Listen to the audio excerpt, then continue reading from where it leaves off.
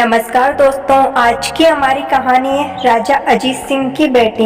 अगर आप इससे पहले हमारे चैनल पर नए हैं या आपने अभी तक हमारे चैनल को सब्सक्राइब नहीं किया है तो चैनल को सब्सक्राइब जरूर करना।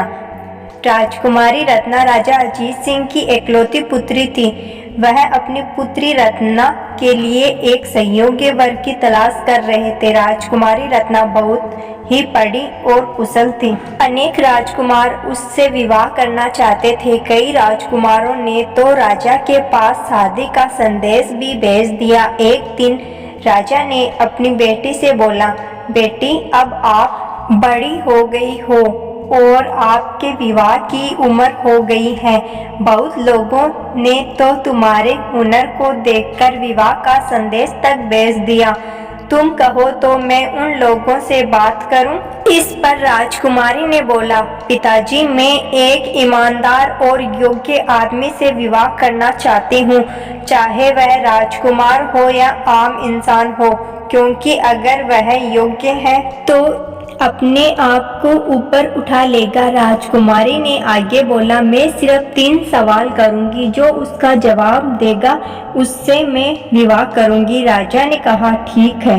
और उसने पूरे नगर में मुनादी करवा दिया कि राजकुमारी के स्वयंवर में राजकुमार से लेकर आम आदमी भी शामिल हो सकता है। यह सुनकर विवाह योग्य नवयुवक और राजकुमार आ गए। राजकुमारी रत्ना वहां आई और सब लोगों को नमस्कार किया और बोला, मैं 3 सवाल करूंगी, जो सही जवाब देगा उससे ही मैं विवाह करूंगी, और अगर किसी ने गलत जवाब दिया तो उसको 20 कोड़े मारे जाएंगे। यह शर्त सुनकर सब लोग वहां से चले गए, लेकिन 2 राजकुमार और एक साधारण लड़का बैठा था। अब राजकुमारी ने अपना सवाल बोला, दरिद्र कौन है, धनी कौन है और जीवित रहते हुए मृत कौन है? राजकुमारी के सवाल सुनकर दोनों राजकुमार कुछ बोल नहीं रहे थे। उसके पास जो आम लड़का बैठा था उसने बोला, मैं जवाब दूंगा। राजकुमारी ने बोला, सोच लेना,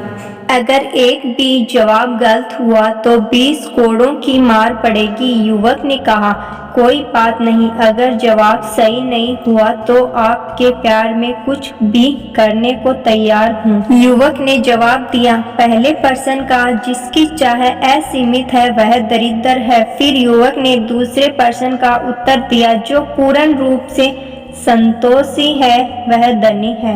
राजकुमारी ने कहा, आपका दोनों सवाल सही है। अब युवक ने अंतिम सवाल का जवाब दिया, जो उदासीनहीन और निराश आदमी मृत आदमी के समान है। राजकुमारी बहुत ही खुश थी, क्योंकि युवक ने सारे जवाब सही से दे दिया था। इस पर राजा ने भी वेदांत नामक इस युवक को अपना दामाद स्वीकार कर लिया।